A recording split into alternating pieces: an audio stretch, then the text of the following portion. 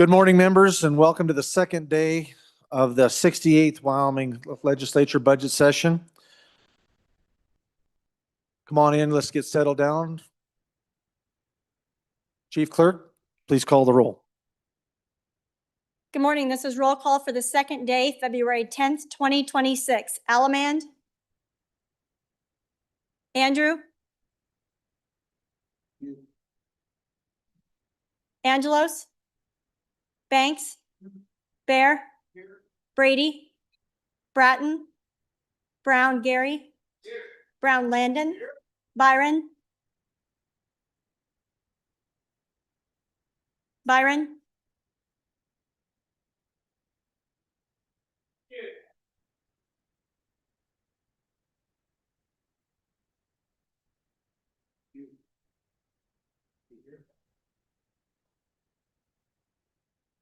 Byron.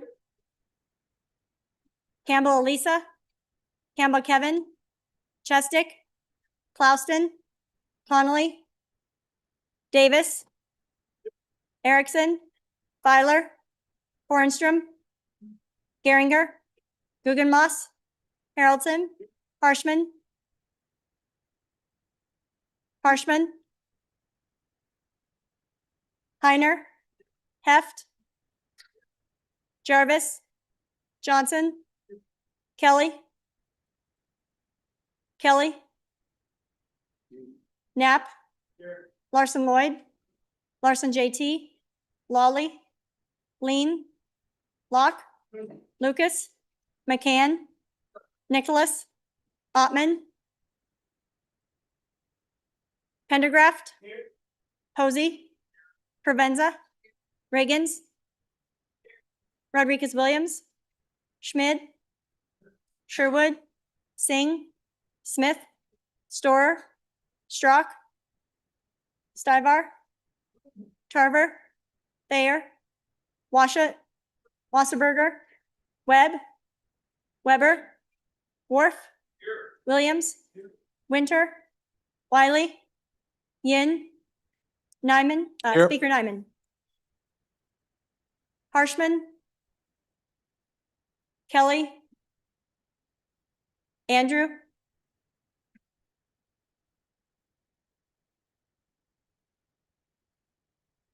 I'd leave it open for a few minutes while they can kind of come in here. Okay, members, the prayer of the day will be led by Representative Angelos. If you would please rise. Good morning, members. So I'm going to share scripture and then I'm going to pray. I am going to pray. We spent all morning in front of the State Forestry and JAC this morning, and we need some rain. We need some snow, however it wants to come, right? So we're going to pray for that. So Proverbs 3:5-6. Trust in the Lord with all your heart and do not rely on your own understanding. Think about him in all your ways, and he will guide you on the right paths. And Father God, we come to you today and we just bless this day to do your work, your will for the people of Wyoming. We thank you for each legislator that is representing their districts, their counties, their towns, and we thank you for them. We pray a special blessing over them, over their health, over their families, and over their districts, Lord. Lord, we come to you and lift up the state of Wyoming and ask for moisture. You say that we can come to you and ask for anything, and that is what we ask, Lord. We ask for you to do a work in our state, and we thank you for the blessings that you provided. And we acknowledge that this is a privilege to serve your people here. And we thank you in Jesus' name. Amen. Amen. Thank you, Representative Angelos. Fellow members and guests, please join me in the salute to our flag.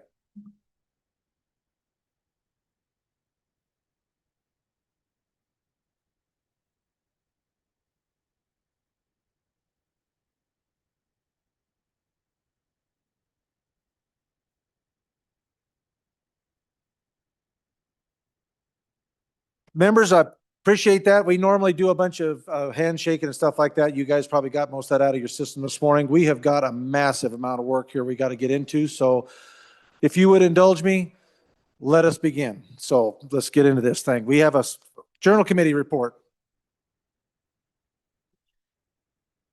Yes, yeah, please finish roll call. Everybody see some members, finish that before we proceed. Harshman. Kelly.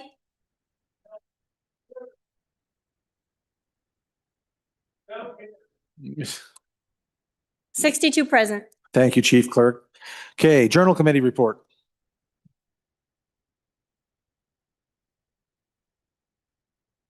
Your Journal Committee reports that the Journal of February 9th, 2026 has been read and recommends that it be approved. Representatives Jarvis and Posey. Thank you, Reading Clerk. We had a special event here, the Boys and Girls Clubs Youth. We're going to be here this morning. I'm not sure if they're in the Senate first. Okay, we'll take care of them as they get back over here and we'll look at that. Next, we have messages from the Senate.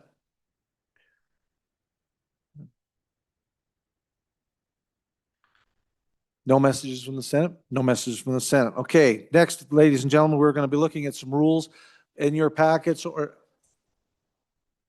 do we have? You want to do them? Give them some time. Okay, standing committee reports.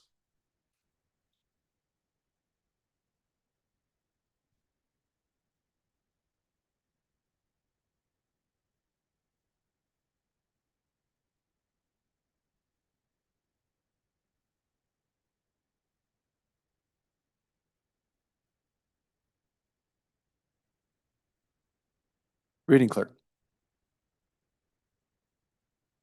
House Bill 107, sponsored by Appropriations, Local Government Distributions. Mr. Speaker, your Committee Number 2 Appropriations, to whom is referred House Bill 107, Local Government Distributions, respectfully report same back to the House with the recommendation that it do pass. Ayes, Representatives Alaman, Angelos, Bear, Haroldson, Pendergraft, Sherwood, Smith. Representative Bear, Chairman. Just that one. Thank you, Reading Clerk. Next, ladies and gentlemen, we're going to be looking at 3 proposed rule changes. These rule changes will require a 2/3 vote because they were not brought in the initial setting up of the rules of the 68th Wyoming Legislature. So you have them on the website.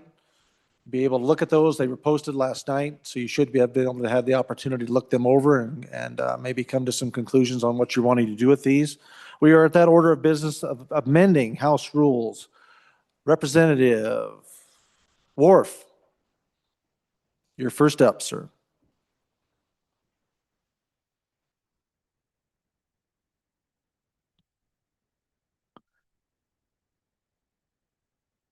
Representative Wharf, please proceed. Thank you, Mr. Speaker. Do I have to read anything in particular? Just talk about the, You would have to move that rule change. okay. Want to move House Rule 4-4, right? Amendment. Move to amend. Move to amend House Rule 4-4. What you have before you, it's happened a couple times that I'm aware of. In the process, we do lots of changes at times to some of the bills. It became apparent to me when I saw a bill that was changed, had a substitute bill. Immediately upon the substitution, a bill sponsor from this chamber, the bill was obviously over in the other chamber, and he said, this bill no longer reflects the bill that I co-sponsored, and I'd like to remove my name. Currently, there's a provision that allows us to add our names on crossover if you want to add it, but there's never been a provision that allows us to remove our names. And so this bill, or this proposed rule change, all it's doing is it's adding to that now we have one time where we can, in fact, request that our name is removed from a bill if it gets changed to the point that it no longer represents the bill that you chose to sponsor. So this is just making it to where it goes both ways. Currently, we can add it. There's no way to subtract it. This just allows us to make a formal request to have our name removed from a bill that we no longer want to be associated with. Stand for any questions. You have heard the motion. Is there any discussion? Representative Yin, Mr. Chairman, just privilege of the floor. please. For everyone's edification, because we're not in committee of the whole, it's the same rules as second and third reading amendments. two chances to debate, and then the bringer brings the last word. That is Thank you, Mr. correct. Thank you, Representative Yen, for clarifying that. Representative Star, please. Thank you, Mr. Speaker. On and against this rule change. It's been this way forever, for one. We all sign on to bills that I don't know how many times I've dropped bills off and said, hey, I'd like so-and-so represented over there from center part of the state there. Hey, I want you to sign this. And he tells me, get back with me. I want to make sure I digest it. Once your name goes on it, it's on it. Just because other things and other, how do I want to put this? Other outside influences don't like the bill, that you're part of that organization, they come to you and say, you shouldn't do that. You shouldn't have signed that. Well, you read the bill, you knew what it was. You can vote no once the bill comes to the floor. You can vote no on it, even though you co-sponsored it. But you shouldn't be able to just go in there and systematically remove a name because an outside influence come to you and said, we don't like this because whatever. So on and against. Thank you, Representative Stivar. Any other representatives? Further discussion? Seeing none, back to the bringer. Representative Wharf, please. Okay, for rebuttal, I guess, it was mentioned an outside influence. That's not what I'm talking about. I'm talking about a situation where a member from this chamber was over testifying in the next chamber, and it was asked several times, do you have a substitute bill? The chairman of that committee said no.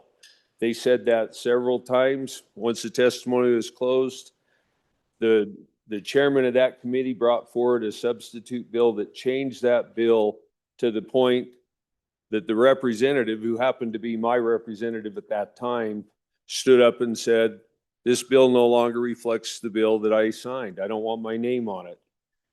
And everybody looked around the room and they said, I don't know.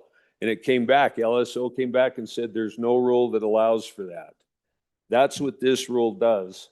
And I agree, you can always vote against the bill, but you can't change the fact that if you have a bill that's morphed into something you don't want your name associated with, you cannot remove your name from that. And it would go down potentially that you have a bill that you did not want your name on that reflects that you did support that bill. And so that's the purpose of this. I think it only makes sense that if we can add our names, we should be able to remove our names as well. So vote how you think, but I think this makes sense, but it's up to this body to decide what we want to do with our rules. Thank you for your time. Thank you, Representative Wharf. The motion is to adopt House Rule 4-4 as amended. Pursuant to House Rule 1-3, this motion requires an affirmative vote of 2/3 of the elected members. Chief Clerk, you will please call the roll.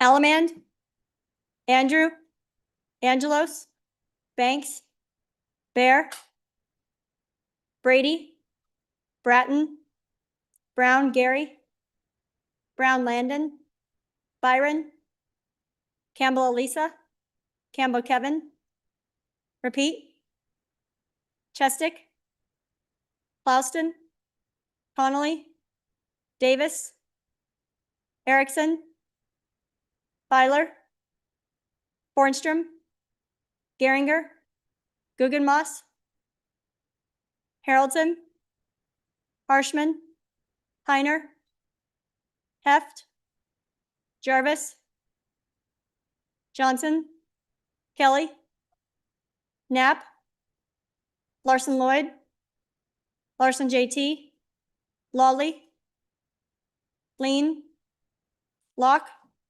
Lucas, McCann, Nicholas, Ottman, Pendergraft, Posey, Provenza, Riggins, Rodriguez-Williams, Schmid, Sherwood, Singh, Smith, Storer, Strock, Stivar, Tarver, Thayer, Washut, repeat, Wasserberger, Webb, Weber, Worf, Williams, Winter, Wiley, Yin. Mr. Speaker, are there any changes? Are there any changes? Closing vote. Vote closed. 39 aye, 23 no. By your vote, House Rule number 4-4 is amended, has been rejected. Next proposed rule for our consideration is Rule 15-5 to amended. Representative Davis, please. Thank you, Mr. Speaker. I'd like to move to amend House Rule 15-5, which is on page 56 of our rule book, if you guys want to look at that, to read as follows. Cell phone usage. Members shall not place or maintain a cell phone or a similar device on the surface of their desk, nor use a cell phone or similar device on the floor of the House chamber while the House is in session. We can still, if it's on vibration, we can step in the hallway and do things like this. But I'd like to show our school districts who are trying to develop this process that we stand with them on that. You know, face it, a cell phone is a distraction. We have another means of communication there. We have emails and things like that. And I know this is hard for us to do, wean ourselves off the cell phone, but it'll give us two hands to work with. So with that, I would hope for a favorable vote on this. Stop? Did she say stop? Oh. Put your hands in your pockets. Thank you, Representative Davis. Representative Stivar, first time. Thank you, Mr. Speaker. On and against this, the little noise that was over here yesterday, that was me. I have my CGM tied to my cell phone. And thanks to my good friend from the other in land of the Tetons, they helped me figure it out. All right. Under ADA, you guys, this won't work. Two, we've all been in here and had family emergencies, things like that that come up. That you're wanting to know what's going on with your family member, your mom, your dad. You know, a lot of us have, I'm retired now, so I'm lucky on that aspect, but our jobs, that there's a big project going on that you need to keep updated on. Doesn't hurt to have that sitting there on silent on your phone, your desk. It buzzes, you look down at it, get your update, go on. You need to take a phone call. You walk out the side doors, the back, get off the House floor. I've never seen anybody during session talking on their phone. So on and against. Thank you, Representative Stiver. Representative Wasserberger, please. Thank you, Mr. Speaker. I really appreciate what the presenter of the rule is trying to do. I understand that it's not necessarily a bad intention. One of the concerns that I have with that is a lot of my constituents love to get a hold of me by phone. I have a lot of them actually reach out to me to talk to me by phone versus the email. And so, you know, I mean, if I get a phone call and it's a constituent, I'm always, you know, thoughtful to make sure that I get off the floor to have a conversation with them. But a lot of them like to text me as well to let me know how they feel on bills as well. And I've got quite a few that like to watch in on session and shoot me text messages about how they feel about things. So it's a great communication tool that I have for my district. And so that's the concern I have with the rule. So I'm going to be against this rule. Thank you, Representative. Representative Rodriguez-Williams, first time. Thank you, Mr. Speaker. On and opposed to the rule change. View this basically as a limiting my freedom of speech and ability to communicate with my constituents, my family, my children. We are all here.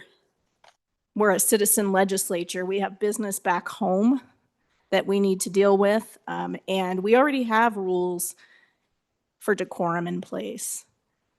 This is an old change that we've seen before in this body. It's been rejected before, and I encourage us to reject it again. Unopposed. Thank you, Representative Williams. Representative Pendergraft, first time.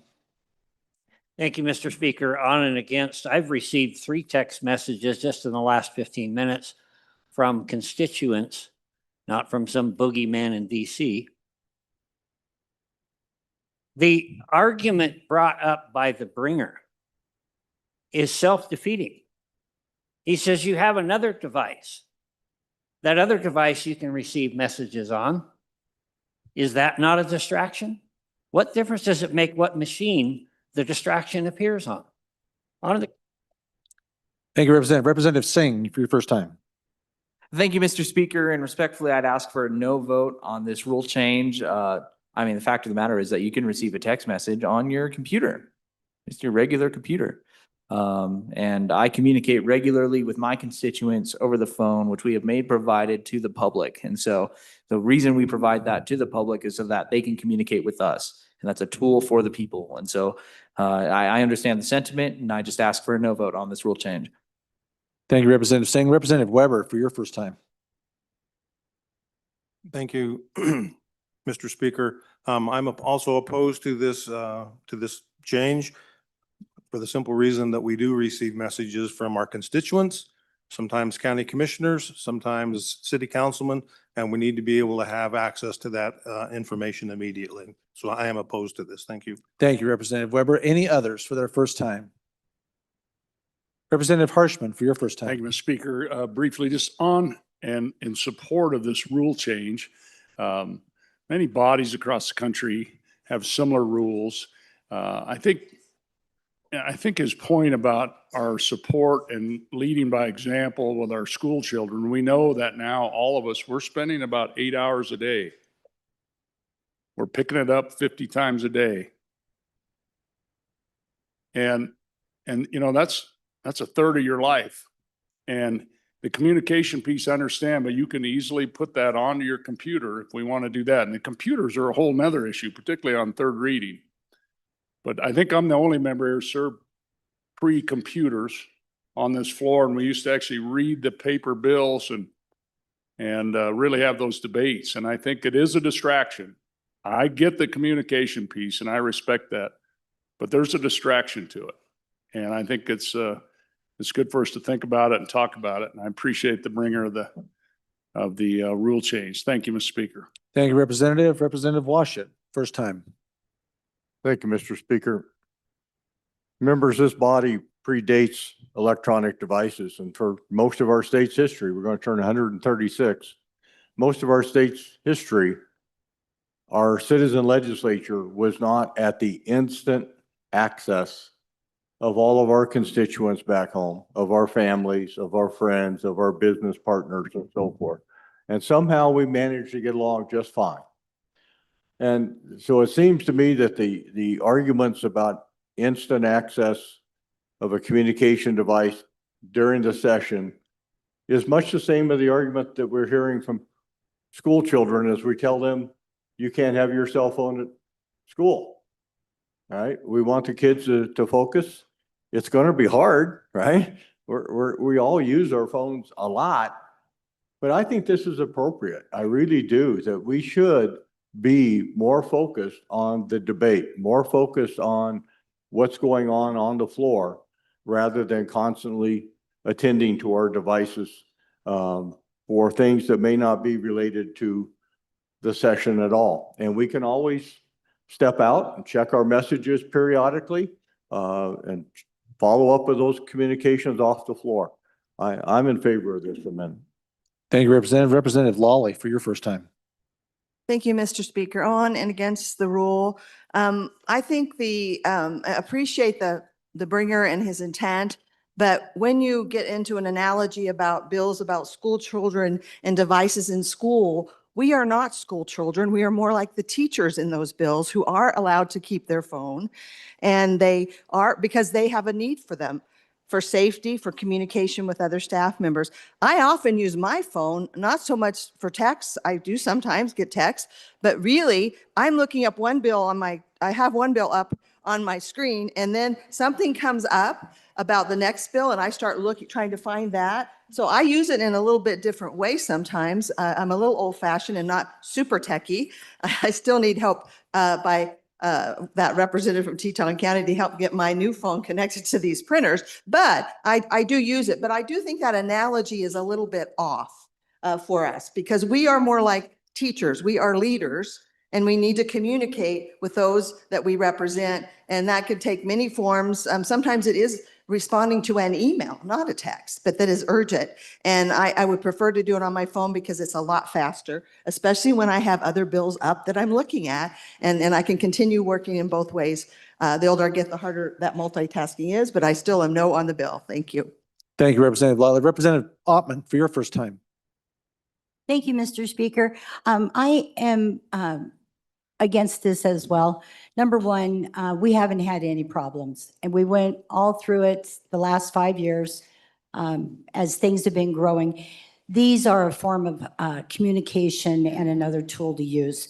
A lot of us aren't real savvy with the big screens, although I wish I was, but it affords me the opportunity to use it.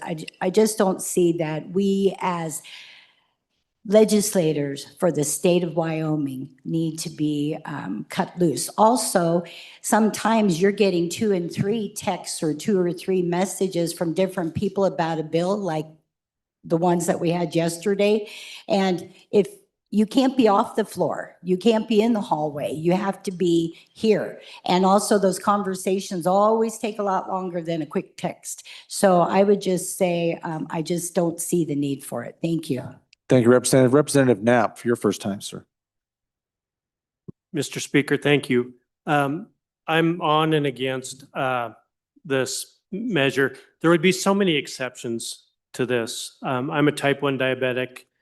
My Dexcom's linked to my phone. It tells me when I'm extremely low and would be in a medical emergency. So I would have to have mine on. So thank you. Thank you, Representative. Any others? Representative Alaman, for your first time, sir. Thank you, Mr. Speaker. Of course, I have constituents and family who use my cell phone, but I also have trucks in the oil field. They're working today. They're working right now. And I am the only one who can make certain decisions as to what happens. I do get messages from these trucks quite often. Not real often, but I do get them. And I do always step out in the hall and use them. This is very important to me and the safety of my people. Thank you. Thank you, Representative Alaman, and I appreciate all that. Now, we do have the Boys and Girls Clubs waiting right outside, so we're going to take care of them as soon as this rule change is handled. Representative Schmidt, your first time. You have something you'd like to share? Please. All right. Thank you, Mr. Speaker. I just stand here against this rule change. Like it or not, this is the way of the world. I have these, I have a laptop, but this is what I use every day. When I'm in the field, when I'm in the office, when I'm at home. This is what I'm most familiar with. I need this. I count on this. I count on this in here if I need help to research a bill. But I just got a text from one of my constituents that I'm listening to your discussion. And man, I'd hate not be able to text you when I need you. This is important. It is the world we live in today, like it or not, but it's the world we live in. Thank you. Yeah, we can't use props, so I'm just reminded that we can't be waving our phones around in here. So these items we're discussing, we don't want to see them. So, Representative Jarvis, please, for your first time. Thank you, Mr. Chair. While I respect what you're trying to do, I'm on my district's crisis team. And since we're looking at not supporting SROs and moving them forward, in different recalibration things. We're going to need all hands on deck to be able to do this. So it comes through in a Raptor alert and we all have to respond immediately. Thank you, Representative. Any others would like to speak on the first time? Seeing none, second time. Quite a list. Thank you all. Representative Davis, back to the bringer. Thank you, Mr. Speaker. Sensing there's a lot of friction out here, I would say. But you know, the medical deal that can be dealt with, that's something that's common sense for things like that.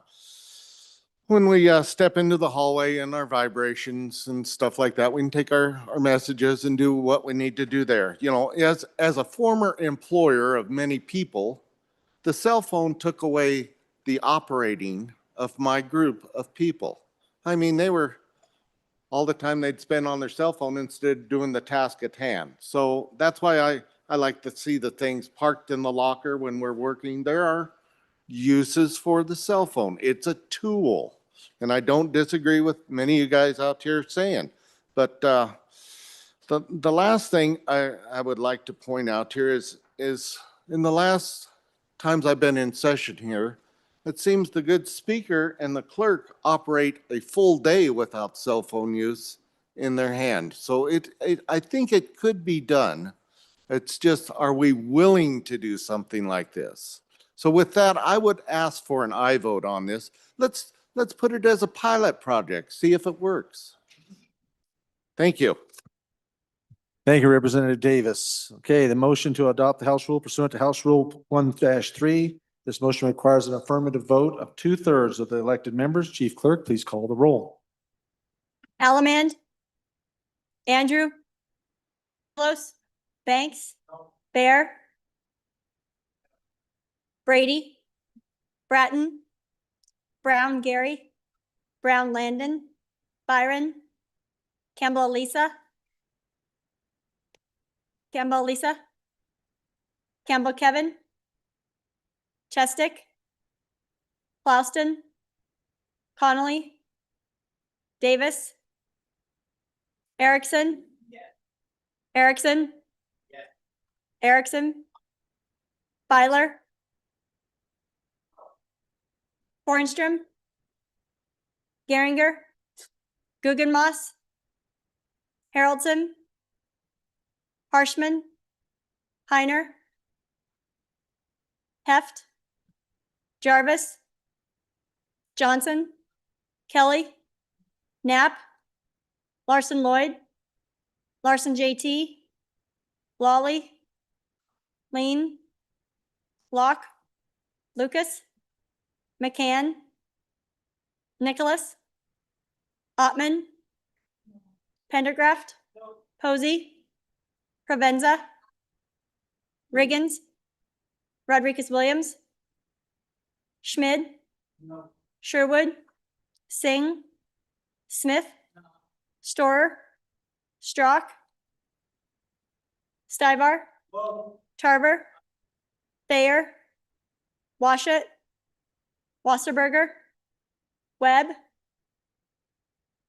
Weber, Worf, Williams, Winter, Wiley, Yin, repeat. Speaker Diamond. No. Are there any changes? Connolly? Are there any changes? Closing vote. Vote closed. 12 aye, 50 no. By your vote, you have chosen not to adapt House Rule 15-5 as amended.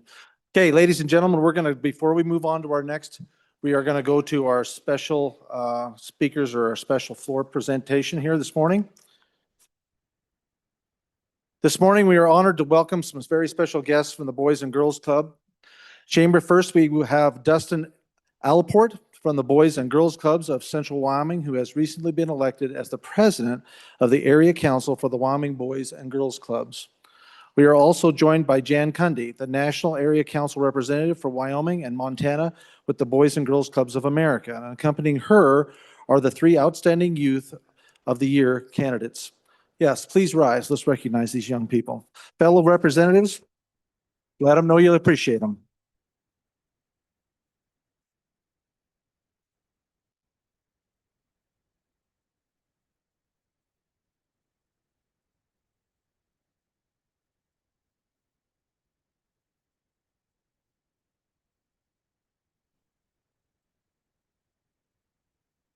I want to say thank you to everyone for having us here. It's a great honor for this youth and for all of our organization to be here and present to you.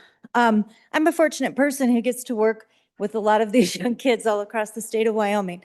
We have 6 organizations and 27 club sites all across Wyoming. We serve over 317,000 free meals and snacks to the youth across Wyoming. And I have the honor of representing the board members on a national level from the 6 organizations here and the 7 organizations in Montana.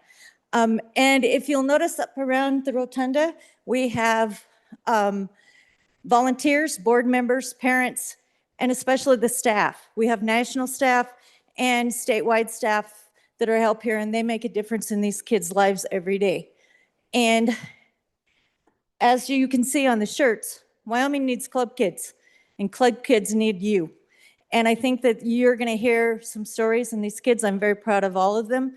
And Dustin Ailport is the president of the area council, which is it represents all of Wyoming's board members and the state level. Thank you, Jan, and thank you all for this opportunity. Our mission is strong, and we're thankful for your all support. So I'd like to introduce our candidates from this year's event. We'll start down there. JC Notman. She's from the Boys and Girls Clubs of Douglas, Wyoming.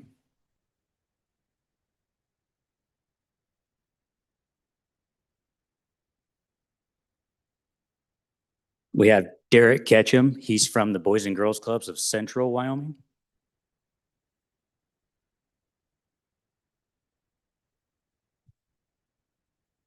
And we have this year's winner, Nathan Hurley. He is from the Boys and Girls Clubs of Southeast Wyoming, right here in Cheyenne. So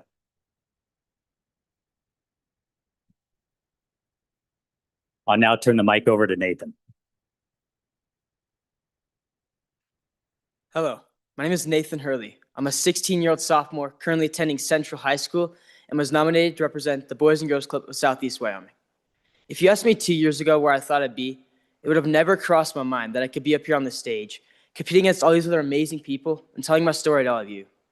My life wasn't always the easiest. I grew up never knowing my biological parents and suffered from mental health issues for a long time before attempting to take my own life. I spent 2 years in hospitals before finally being released. That's when the club first came into my life. I was scared to go at first, nervous to meet new people, and worried they'd judge me. But I'm so glad I decided to take that first step and go. My life immediately got better at the club. I met so many amazing people who were easy to talk to and fun to be around. I was always in such a rush to grow up and be an adult, but being at the club taught me being a kid wasn't a bad thing. The club has strengthened me as a person and developed me into a leader in many ways. In 2024, a friend at the club suggested I join ROTC, Reserve Officer Training Corps, a program I am currently thriving in. ROTC has developed me into a confident leader in many ways, such as helping to guide and direct roles in a squad of 8 people, learning patience and diligence when setting up a uniform, and even discipline and strength from hours of training for Raider competitions. Between ROTC and the Boys and Girls Club, I've accumulated 250 volunteer hours, from helping out at Cheyenne Greek Fest to working at the local food bank, although my favorite has been coaching flag football for the younger members. The club has truly become a second home to me, giving me the confidence and strength to chase my future goals. And speaking of future goals, since joining the club, my goals for the future seem so much easier to obtain.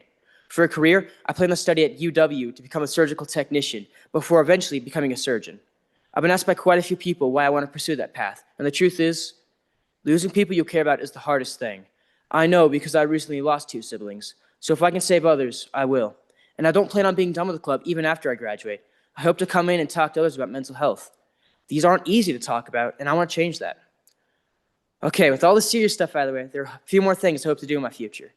Volunteering won't stop. I plan to volunteer at least twice a month, but every week would be really nice. But probably my biggest goal for the future is to travel. Many people don't understand the world isn't just black and white.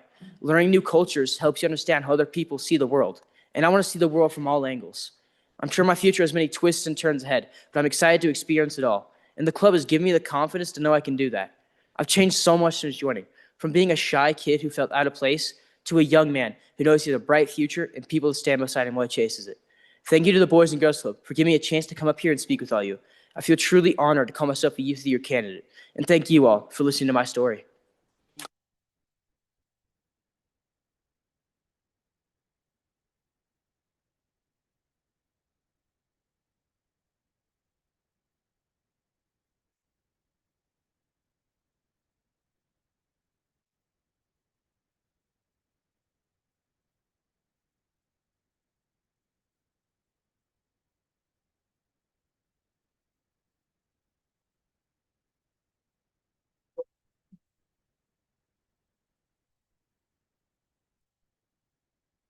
Thank you all for having us and to hear a little bit of our story. Our winners today all received scholarships, and there was a little change over here. He's been saying LCCC, but he got a full ride to UW this morning. And our other two candidates, our other two winners also received scholarships today. Thanks for all you do and thanks for all the support. They go on to compete, the state winners go on to compete on the areas in each, so there's a region, and then they go on to compete nationally. And I'm so proud of all these kids and all that they do, and they'll show great futures here. And just continue the support for all of us, because this is our future. Thank you.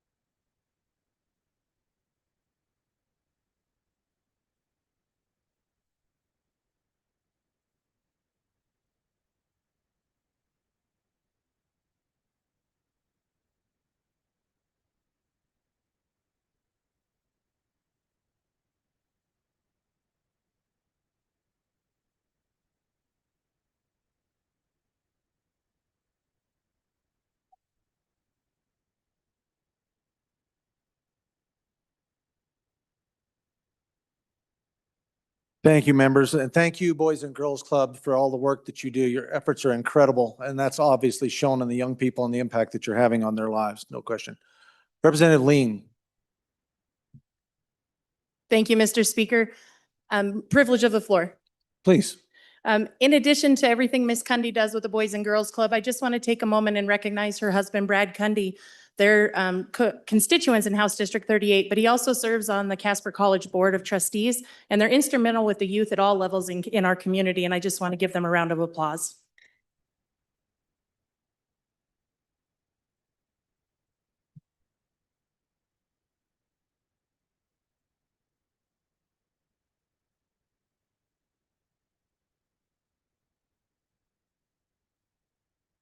Thank you, that representative. We appreciate that recognition. Representative Conley, I understand you have a privilege. Thank you, Mr. Speaker. Yes, that's really hard to follow, but I'd like to introduce our mayor from the city of Buffalo, Mr. Shane Schrader. Welcome.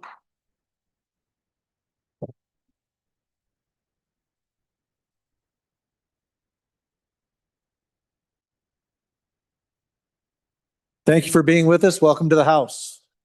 Representative Pendergraft. Thank you, Mr. Speaker. Privilege of the floor. Yes, please proceed. Thank you, and thank you, body, for your indulgence. In the West Gallery is a good friend of mine and the wife of my former business partner. She is vice president at Sheridan College, and I just wanted to personally thank you, Wendy, for all you do for the community of the school. So please welcome Wendy Smith.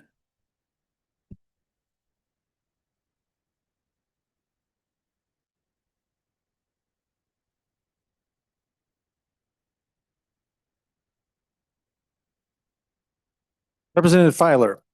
Thank you, Mr. Speaker. Can I have a quick privilege? Yes, you may, please.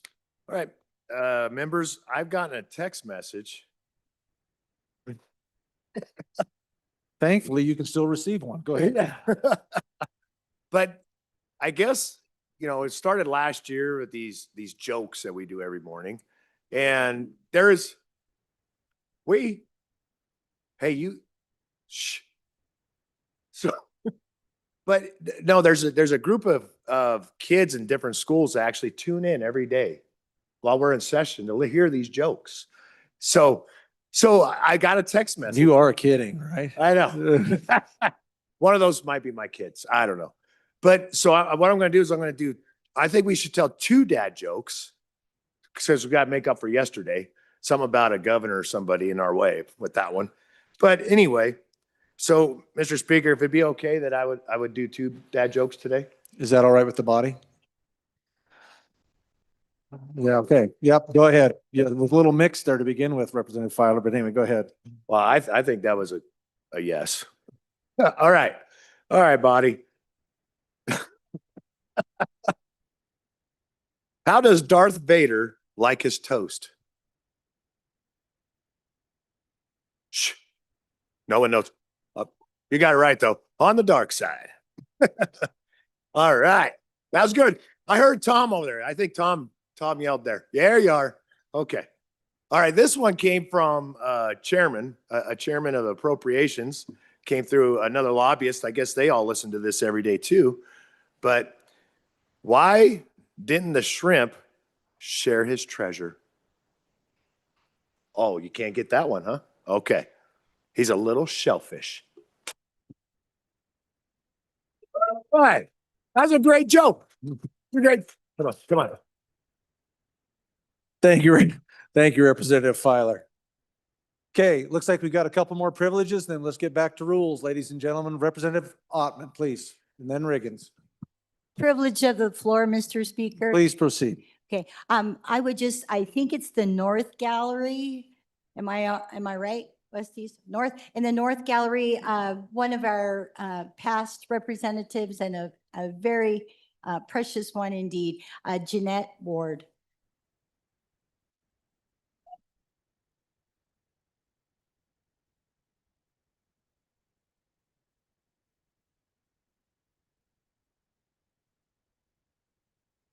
Welcome back to the House, Representative Ward. Good to see you again. Representative Riggins, please. Thank you, Mr. Speaker. You know that we'll be talking about cardiac arrest care this week, and we have in the audience above, joining us today is Miss Wyoming, Anna Claire Music. She's here today with the American Heart Association advocating for House Bill 115, which will make sure schools have cardiac emergency response plans. Today is Wear Red Day, and you might have seen a lot of people in our lobby wearing red. Today at 12:30 in the first floor rotunda, you can learn hands-on only CPR, more about heart health and how you can play an important role in healthier Wyoming. And please welcome Miss Wyoming.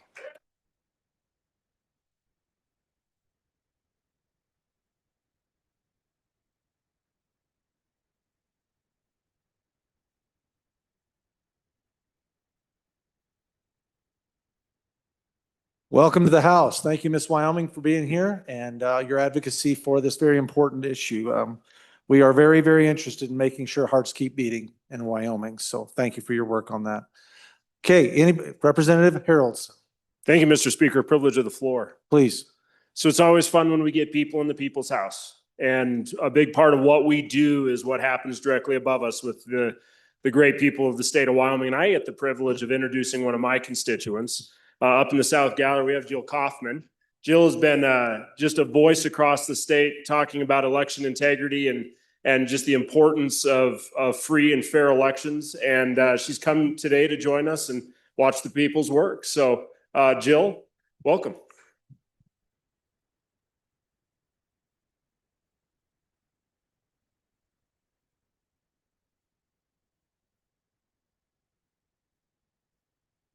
Thank you for being here, Ms. Kaufman, and welcome to the House. Appreciate you being here. Any others? Is that it? Okay, moving on. We are moving on to our third and final rule amendment here. This is in regards to a proposed rule change. This is a joint rules change. So this is also going to have to be taken to the Senate. Joint rules, the House and Senate House Rule 21-1. And it is amended by, or asking to be amended by Representative Ottman. Representative Ottman, please proceed. Thank you, Mr. Speaker.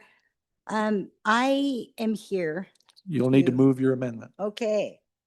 I move that when no, that's not the right one. Move to amend rule such and such. Okay, I move to amend rule number 21-1A. There you go. Thank you. It is amended by creating a new paragraph number 4, IV. 21, format of bills and amendments. And I don't believe, because it just came out this morning, I had to go get one from LSO myself.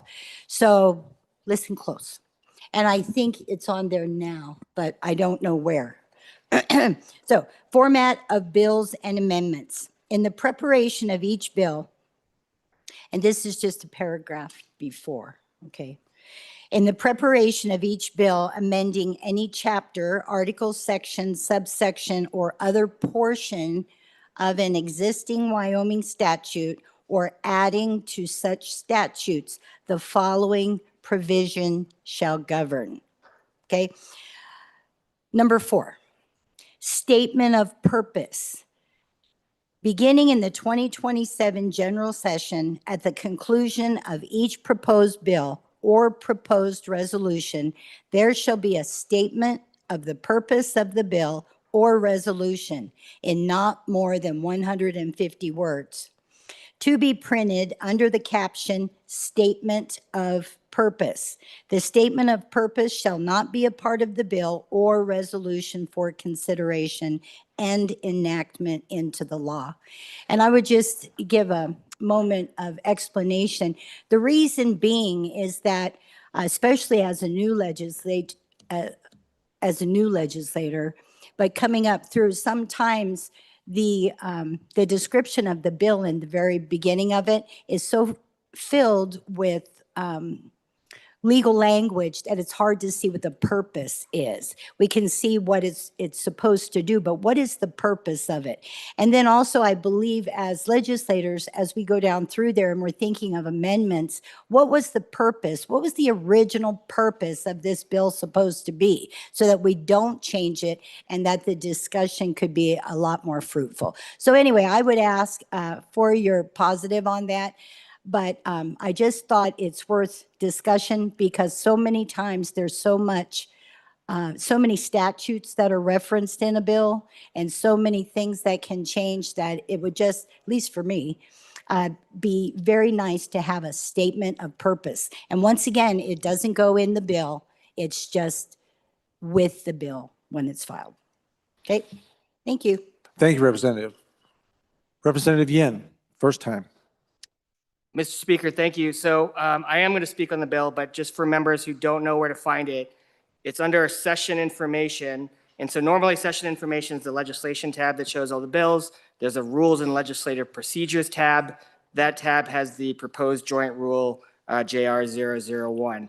On the proposed rule amendment, I would say, one, it's a joint rule, so it has to be adopted by the Senate for it to actually really take into effect, because we're talking about bills that pass back and forth to the House and the Senate. And then the second part is, when a bill is amended, if the statement of purpose doesn't match what the bill draft is, does it become helpful anymore, or does it only become confusing? And so if our statement of purpose isn't really matching the summary of what the bill actually is, how do we make sure that that stays in sync, or doesn't, or if it doesn't stay in sync, does it become useful at all? What I would probably ask of the bringer is, I mean, maybe we just need a better bill summary. Theoretically, the title is supposed to help us with what the bill does. The fiscal note definitely helps us in many ways to tell us what the bill does. But I mean, really, as legislators, we really should be reading all of what the bill does. I would say that if we need help communicating to the public what a bill does, we shouldn't have it printed on the bill. We should do it either on our own pages or find another way to communicate with that with the public. So all of that to say, on and against the rule change. Thank you, Mr. Speaker. Thank you, Representative. Any others? Representative Sherwood, racing to the microphone. Please proceed. Thank you. Good morning. Thank you for the conversation. I do think it's interesting to think about who's benefiting from sort of a summary. Is it us as a body? Is it our constituents? So I wanted to thank the bringer for bringing this up. I guess my two thoughts or questions were, how is this different from legislative intent? And so that's something that the public can see. And then just a reminder to folks that as you're working on a bill and you send it out for co-sponsors, there is opportunity in the form online to do a summary. So you can type out your intent and what your goals are with that bill. And so maybe that's something we internally all need to encourage each other to use when we're sending out, will you co-sponsor? This is what the bill does. Include that in our correspondence. Thank you, Representative Sherwood. Any others? Representative Pendergraft for your first time. Thank you, Mr. Chairman. Question for the bringer. How would your proposal be different from the digest that we find anytime we pull up a bill? Thank you, Representative. Representative Harshman for your Thank you, first Mr. time. Speaker, just a question. I think that the 69th legislature should decide this, that, why are we deciding this? And they're going to have to vote on these rules anyway. As I read the rule, it begins with the 69th, and I think it'd be appropriate for them to decide that. I think the confusion part for the public and the amendment part is a real problem. So, so on and against. Thank you. Thank you, Representative Harshman. Representative Provenza for your first time. Thank you, Mr. Speaker. I guess my question for the bringer is, who's responsible for writing that? Are lawmakers going to be the ones doing that? My concern is that we've heard folks' intent of a bill, but we all know that the devil is in the details. And so you can have 150 words that actually don't represent what your bill does, and that will be confusing to the public. Thank you, Representative. Any others for their first time? Second time? Seeing none, to the bringer, Representative Ottman, please. Thank you, Mr. Speaker, and thank you all for that conversation. And that is, most of those things that you brought up is exactly my point. Who is going to do it? Okay. A good suggestion was the summary at the bottom of the bill when we asked for co-sponsors. If it could change, if the intent of the bill changes, that's difficult for everybody. So I guess what I'm asking is to be more specific, because some of these bills are so hard to understand and they're so full that when an amendment comes up, you have no idea what it does because it affects 14 statutes. And so how in the world is somebody supposed to know in a split second of time what it does and what the bill now means? So that was my intent. It's good discussion. You do what you feel is right, but I wanted to bring this up. I think we have a lot of bills that are going haywire and a lot of bills that are very difficult to understand and vote on. And you all know we are told, if you don't understand it, know what it is, probably shouldn't vote for it. So I'm just trying to bring that conversation up so that we can just be more thorough and better in our communication. Thank you. Thank you, Representative. Body, you are voting on a motion to adopt House Rule Amendment 20 to Joint House Rules and Senate Rules 21-1, Subpart A. This pursuant to the motion, House Rule 1-3, this motion requires an affirmative vote of 2/3 of the elected members. Chief Clerk, please call the roll. Allemand, Andrew, Angelos, Banks, Bear, Brady, Bratton, Brown Gary, Brown Landon, Byron, Campbell Elisa, Campbell Kevin, Chestick, Clouston, Connolly, Davis, Erickson, Filer, Bornstrom, Geringer, Guggenmoss, Haroldson, Harshman, Heiner, Heft, Jarvis, Johnson, Kelly, Knapp, Larson Lloyd, Larson JT, Lawley, Lean, Locke, Lucas, McCann, Nicholas, Ottman, Pendergraft, Posey, Provenza, Riggins, Rodriguez Williams, Schmid, Sherwood, Singh, Smith, Storer, Strock, Stivar, Tarver, Thayer, Washut, Wasserberger, Webb, Weber, Worf, Williams, Winter, Wiley, Yin. Mr. Speaker, are there any changes? Are there any changes? Closing vote. Vote closed. 13 aye, 49 no. By your vote, you have chosen not to adopt the amendments to Rules 21-1, Subpart A. Next up on our agenda is moving into introduction of bills. So you'll see we are going to begin down through. We had talked about a possibility on a consent list. That's not going to happen. So we're just going to begin one at a time and get on with it here. So with that in mind, we are at that order of business of introduction, reading and referencing bills. The first bill for our consideration is House Bill 70. Reading clerk. House Bill 70, sponsored by Representative Singh, First reading of the bill. Wyoming Granite Act. Okay. Representative Singh, 2 minutes. As you remember from yesterday, ladies and gentlemen, there will be 2 minutes allowed for the bringer and then 1 minute for each of two folks to rebut. So we have 2 minutes to rebut. It has to be split between two representatives and then 30 seconds for the good bringer to have an opportunity to rebut that, and then we will take a vote. So with that, let us begin our day. Representative Singh. Thank you, Mr. Speaker. And I'm sorry, do I need to make a particular motion to introduce this?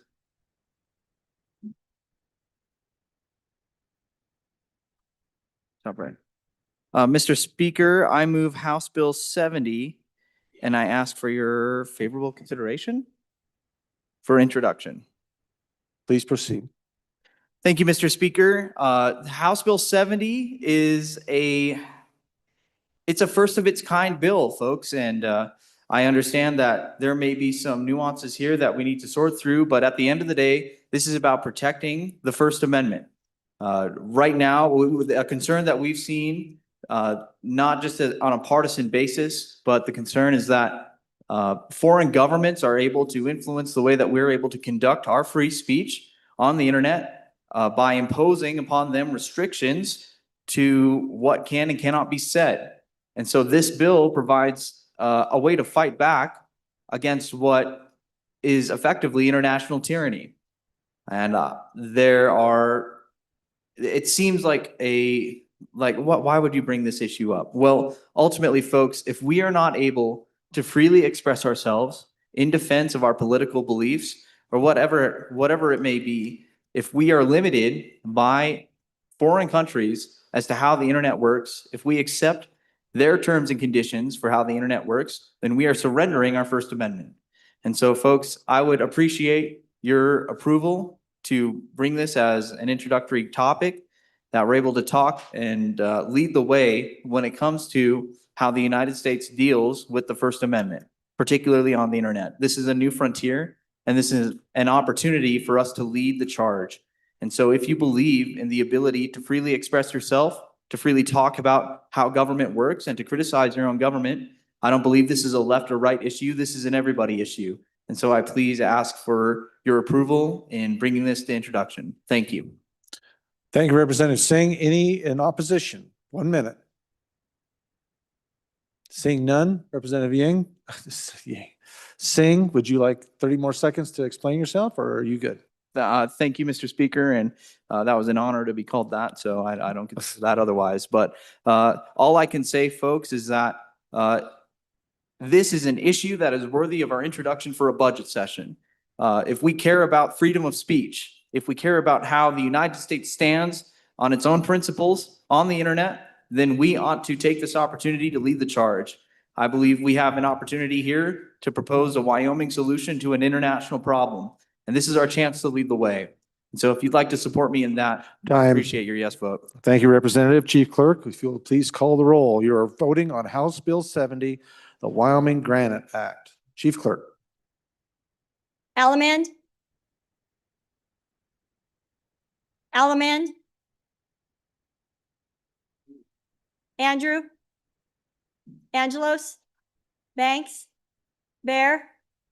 Brady? Bratton? Brown, Gary? Brown, Landon? Byron? Campbell, Elisa?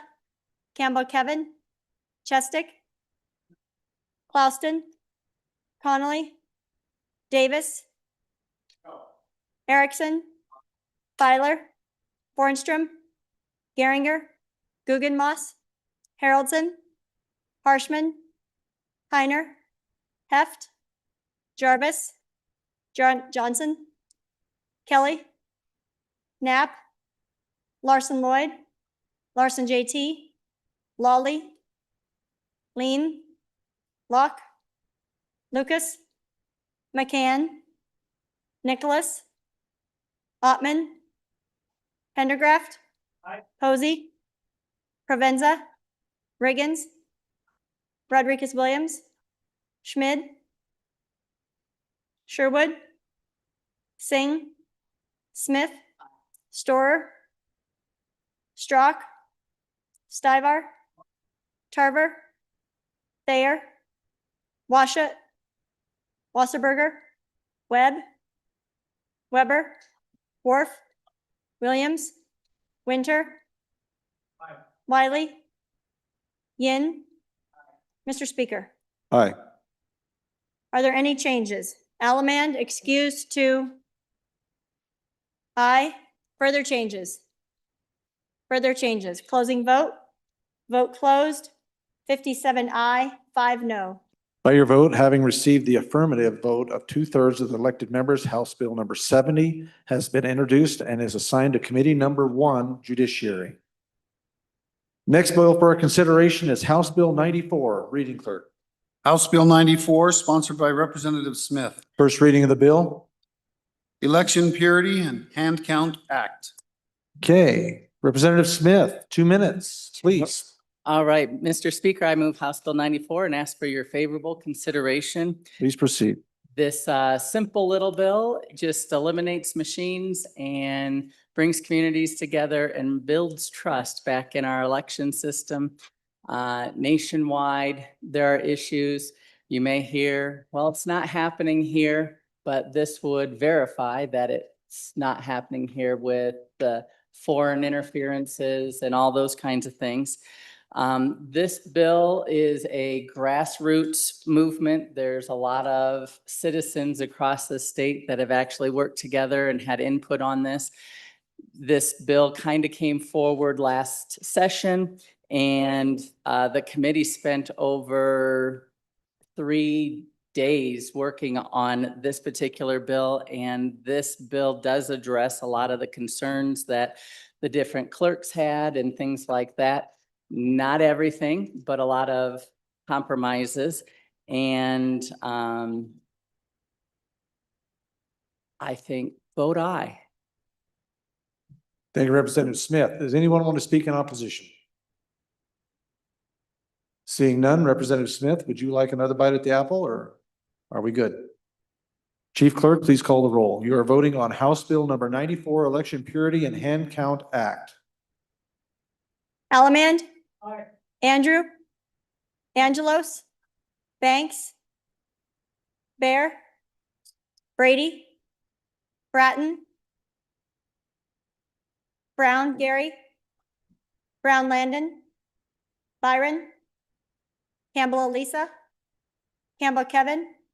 Chestick, Clauston, Connolly, Davis, Erickson, Feiler, Fordstrom, Geringer, Guggenmoss, Haroldson, Harshman, Heiner, Heft, Jarvis, Johnson, Kelly, Knapp, Larson Lloyd, Larson JT, Lawley, Lean, Locke, Lucas, McCann,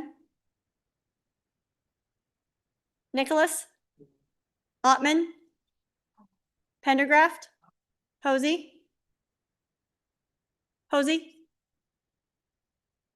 Provenza, Riggins, Rodriguez Williams, Schmid, Sherwood, Singh, Smith, Storer, Strock, Stivar, Tarver, Thayer, Washut,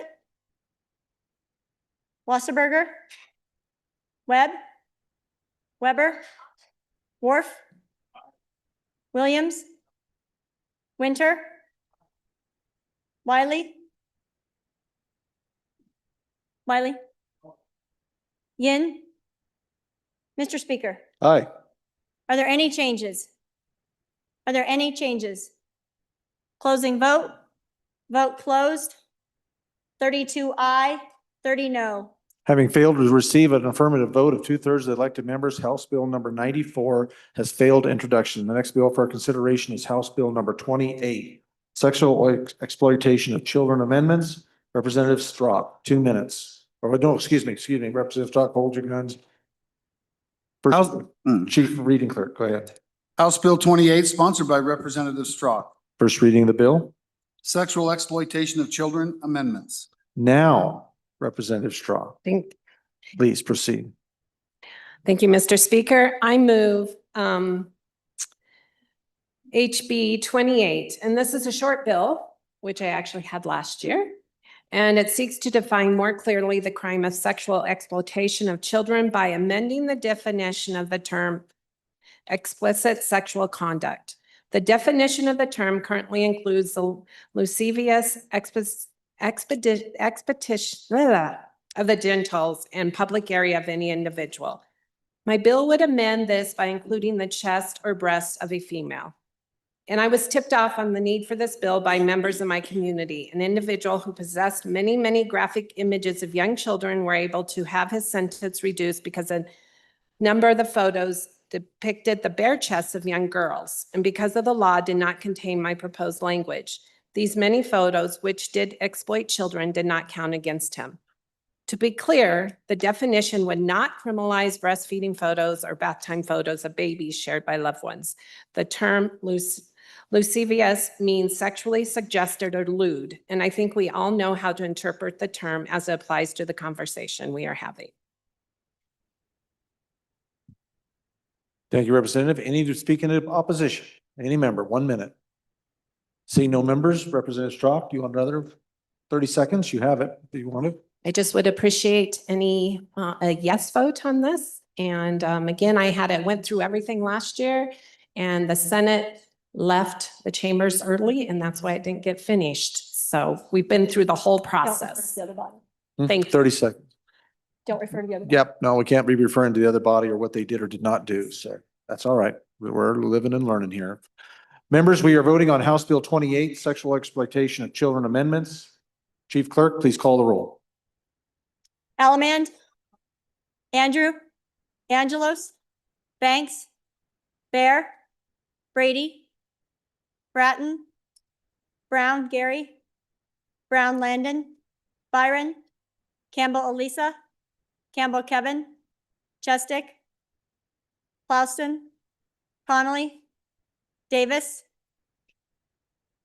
Erickson, Feiler, Fornstrom, Geringer, Guggenmoss, Haroldson, Harshman, Heiner, Heft, Jarvis, Johnson, Kelly, Knapp, Larson Lloyd, Larson JT, Lawley, Lean, Locke, Lucas, McCann, Nicholas, Ottman, Pendergraft, Posey, Provenza, Riggins, Rodriguez Williams, Schmid, Sherwood,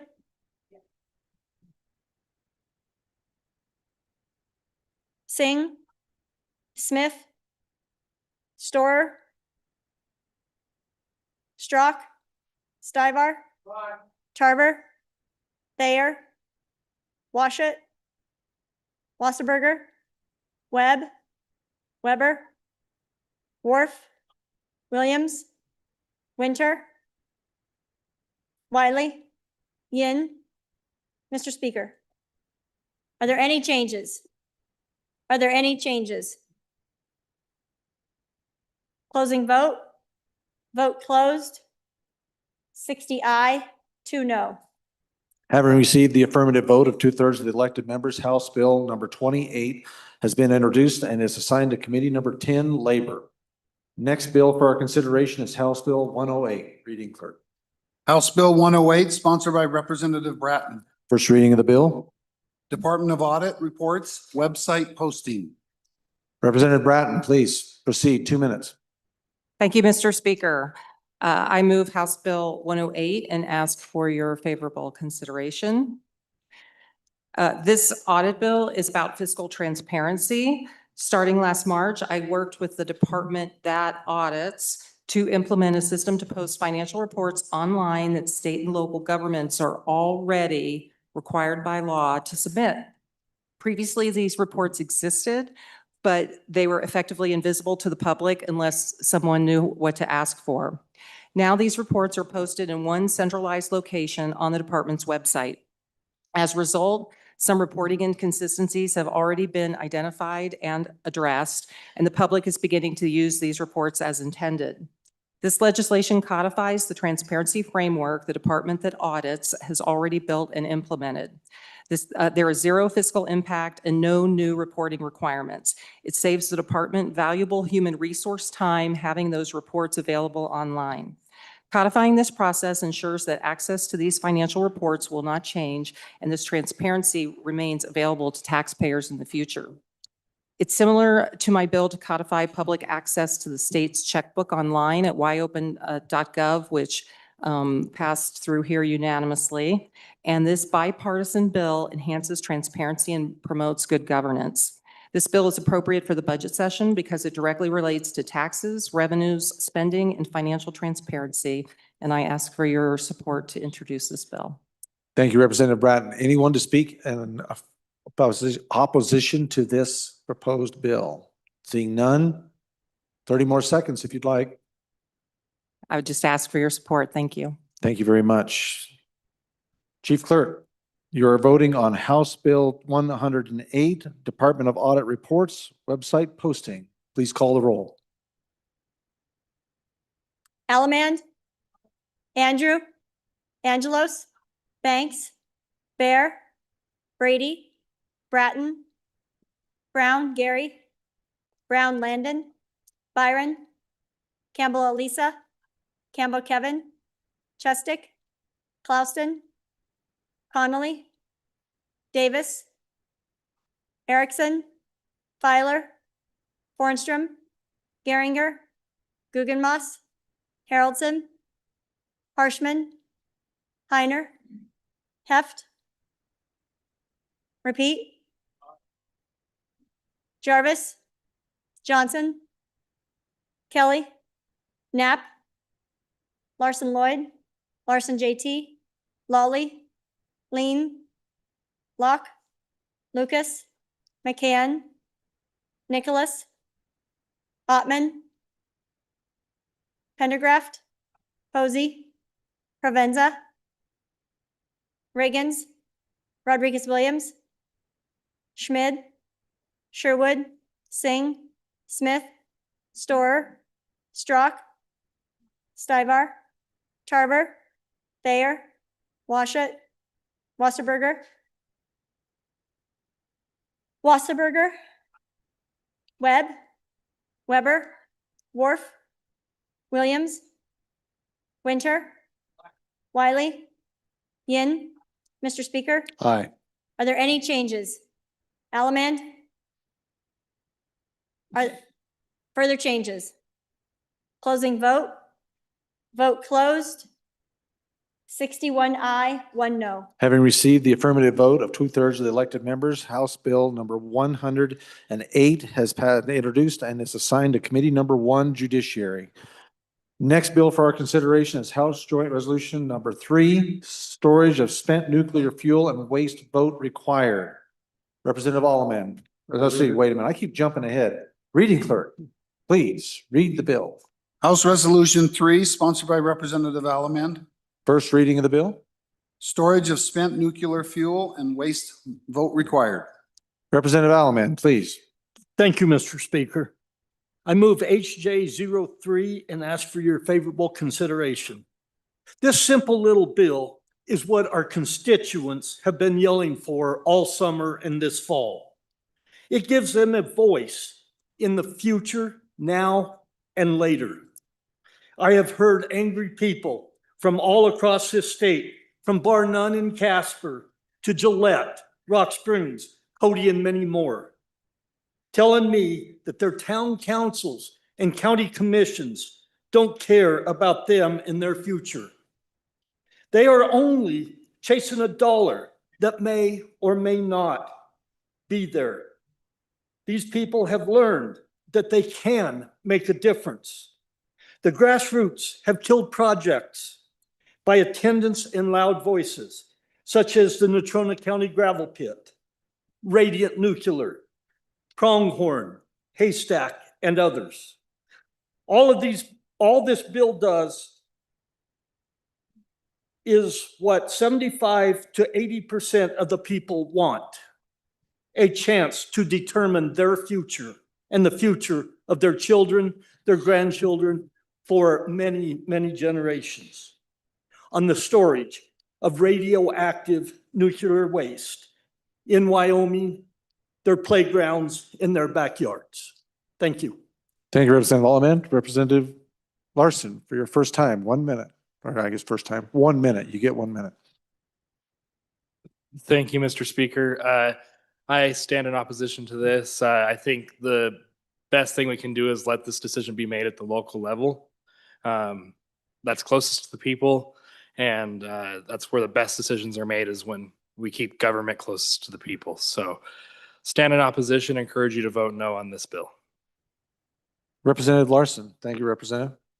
Thank you, Mr. Chairman. 1 minute. I'd encourage a no vote on this. It is really problematic with the structure of our industries currently now, which in our statutes, we allow for the storage of spent nuclear fuel on where electrical generation is being taken place in Wyoming. So if we want to have, per this administration's desire to see the expansion of nuclear, have additional nuclear generation in the state, they wouldn't be able to store that spent fuel on site without this going as a vote before the people. That becomes very problematic if your industry trying to come into the state.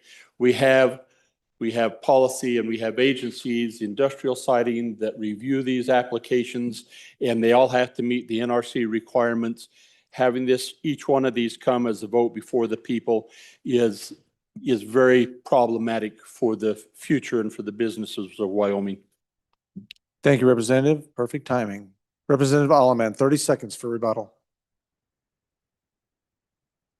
Thank you for those comments. Folks, I'm not here for industries. I'm not here for the state. I'm here for the people of House District 58. And they say, we want to vote. I would not go home and say I did not run this and try my darndest to pass it. I would never be able to come back. Thank you. Thank you, Representative. Members, you're voting on House Joint Resolution number 3, Storage of Spent Nuclear and Fuel and Waste Vote Required. Chief Clerk, please call the roll. Allemand? Andrew? Angelos? Banks? Bear, Brady, Bratton, Brown Gary, Brown Landon, Byron, Campbell Elisa, Campbell Kevin, Campbell Kevin. Repeat. Chestick, Clouston, Connolly, Davis, Erickson, Byler, Hornstrom, Geringer, Guggenmoss, Haroldson, Harshman, Heiner, Heft, Jarvis, Johnson, Kelly, Knapp, Larson Lloyd, Larson JT, Lawley, Lean, Locke, Lucas, McCann, Nicholas, Ottman, Pendergraft, Posey, Provenza, Riggins, Rodriguez Williams, Schmid, Sherwood, Singh, Smith, Storer, Strock, Stivar, Tarver, Thayer, Washut, Wasserberger, Webb, Weber, Worf, Williams, Winter, Wiley, Yin. No. Mr. Speaker, Aye. are there any changes? Are there any changes? Closing vote. Vote closed. 32 aye, 30 no. Having failed to receive an affirmative vote of 2/3 of the elected members, House Joint Resolution number 3 has failed introduction. The next bill for our consideration is House Bill 103. Reading clerk. House Bill 103, sponsored by Representative Ottman. First reading of the bill. Wyoming First Amendment Protection Act. Representative Ottman, please, 2 minutes. Thank you, Mr. Speaker. I move that when the committee of the whole rises to report, it will do so. Representative No. Ottman, just introducing that. That's the other little one up there. Top right. Top right. Oh, thank you. You're welcome. Okay. Mr. Speaker, I move House Bill 103 and ask for your favorable consideration. Okay. Mr. Speaker and colleagues, I ran this bill last year and it received very, very strong support through the House and then passed through here, and then we were hitting the last days. So that was where it was. But it's here again and it is better than ever. So imagine you speak up at a public hearing. You write a letter to the editor. You criticize a company's environmental record and then you get sued. The lawsuit has no merit, but that doesn't matter because by the time you've paid the $50,000 in legal fees to prove it, you are broke. The process is punishment. That's a SLAPP suit, SLAPP, a strategic lawsuit against public participation. 39 states protect their citizens from this. Wyoming currently does not. HB 103 fixes this by giving Wyomingites immunity when they're sued for exercising their First Amendment rights. It lets them stop frivolous suits early before discovery bankrupts them. And it makes the other side pay their legal fees if the immunity holds. The bill has safeguards. A legitimate defamation claim is not blocked, and abusive claims of immunity are punished. This is about protecting ordinary citizens who speak their minds. I urge your aye vote on introduction. Thank you, Representative Ottman. Opposition, 1 minute. Seeing none, Representative, you have 30 seconds if you'd like. Thank you, Mr. Speaker, and thank you, everybody. What I'd like to say too is, as I've researched this, this is a very good opportunity not only to protect ourselves, but to protect the media and also to protect our businesses that want to come in the state. The state of Nevada has gone ahead with this, and there are lots of businesses, and we could use that protection here for our business-ready communities and everything that goes along with that. So I'd appreciate you help me get it through the line, and thank you. Time. Body, you're voting on House Bill number 103, Wyoming First Amendment Protection Act. Chief Clerk, please call the roll. Allemand, Andrew, Angelos, Banks, Bear, Brady, Bratton, Brown Gary, Brown Landon, Byron, Campbell Elisa, Campbell Kevin, Chestick, Clouston, Connolly, repeat, Davis, Erickson, Filer, Fornstrom, Geringer, Guggenmoss, Haroldson, Harshman, Heiner, Heft, Jarvis, Johnson, Kelly, Knapp, Larson Lloyd, Larson JT, Lawley, Lean, Locke, Lucas, McCann, Nicholas, Ottman, Pendergraft, Posey, Provenza, Riggins, Rodriguez Williams, Schmid, Sherwood, Singh, Smith, Storer, Strock,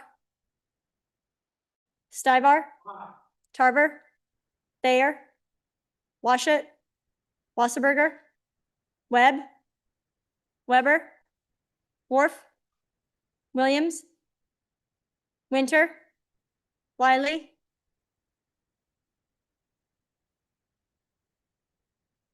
Yin. Speaker, Mr. Speaker. Are there any changes? Are there any changes? Closing vote. Vote closed. 45 aye, 15 no, 2 conflict. Having received the affirmative vote of 2/3 of the elected members of the House, House Bill 103 has been introduced and is assigned to Committee Number 1, Judiciary. The next bill for our consideration is House Bill 26. Reading clerk. House Bill 26, sponsored by Representative Posey. First reading of the bill. Vehicle registration fees, tribal governments. Representative Posey, please, 2 minutes. Thank you, Mr. Speaker. I move House Bill 26 and ask for your favorable consideration. Please proceed, sir. House Bill 26 is an act relating to the motor vehicle, exempting motor vehicles for tribal governments. Currently, there are exemptions for the state of Wyoming, the United States, weed and pest, just to name a few that are exempted. The tribal governments have never been a part of this for whatever reason. And this is just acknowledging the government tribal vehicles that would be exempt from this, from taxes when they have their own fleet. So that's pretty much it in a nutshell, Mr. Speaker. Thank you, Representative Posey. Are there any members that would like to speak in opposition to this? Yeah. Last. Seeing none. Representative. 30-second. Oh, this is in opposition. You have 1 minute. Okay, no, okay. Representative Posey, I see no one else. If you'd like 30 more seconds, please help yourself. Yes, like I mentioned, Mr. Speaker, I'm not too sure why this wasn't enacted years ago, but it just affords the tribes to be exempt regarding tribally owned vehicles. That's it. Thank you, Representative Posey. Appreciate that. Members, you're voting on House Bill 26, Vehicle Registration Fees, Tribal Governments. Chief Clerk, please call the roll.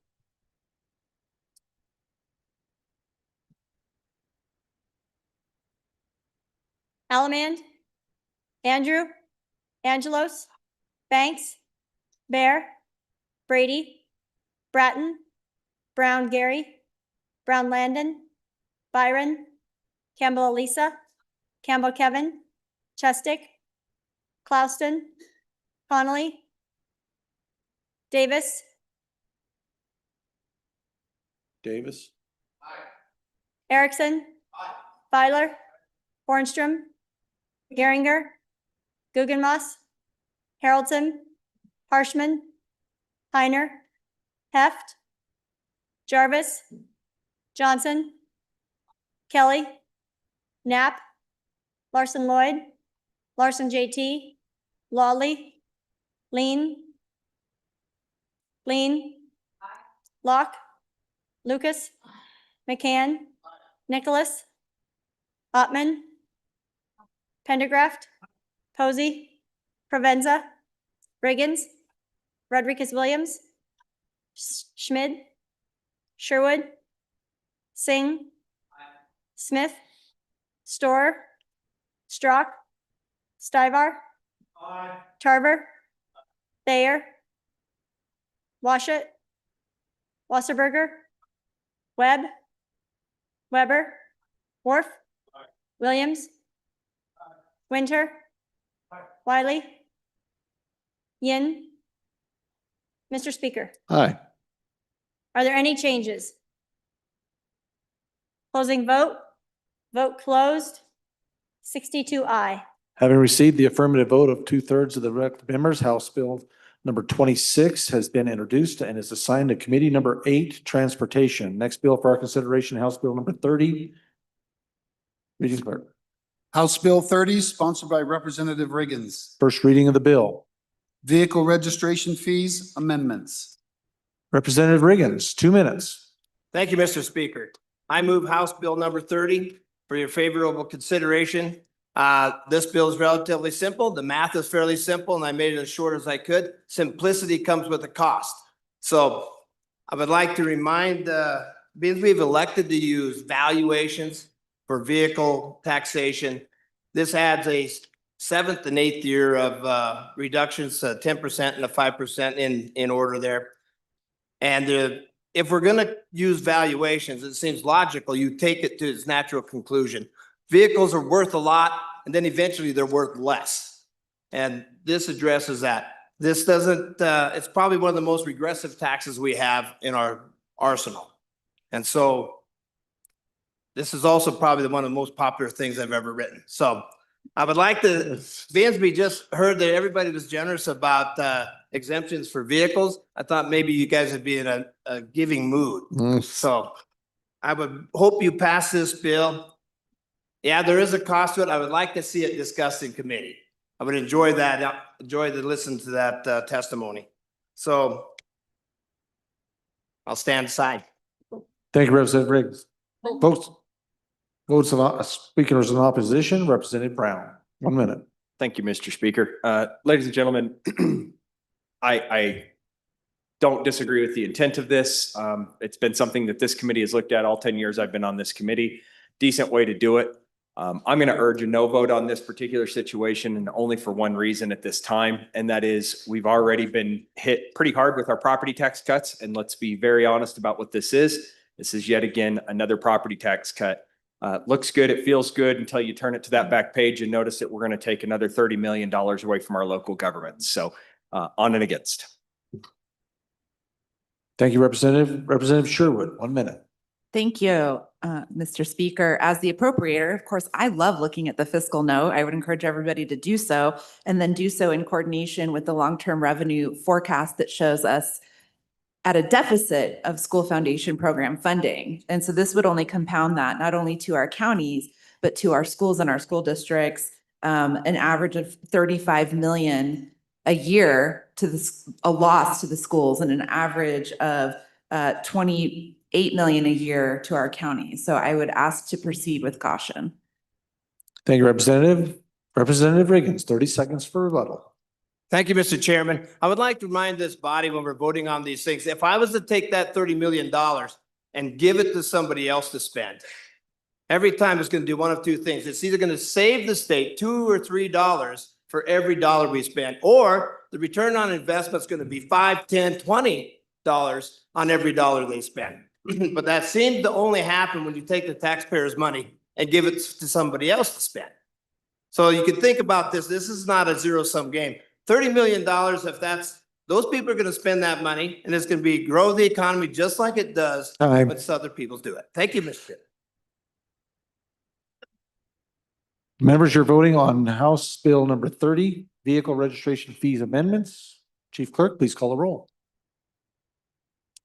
Allemand, Andrew, Angelos, Banks, Bear, Brady, Bratton, Brown Gary, Brown Landon, Byron, Campbell Elisa, Campbell Kevin, Chestick, Clouston, Connolly, Davis, Erickson, Feiler, Fornstrom, Geringer, Guggenmoss, Haroldson, Harshman, Heiner, Heft, Jarvis, Johnson, Kelly, Knapp, Larson Lloyd, Larson JT, Lawley, Lean, Locke, Lucas, McCann, Nicholas, Ottman, Pendergraft,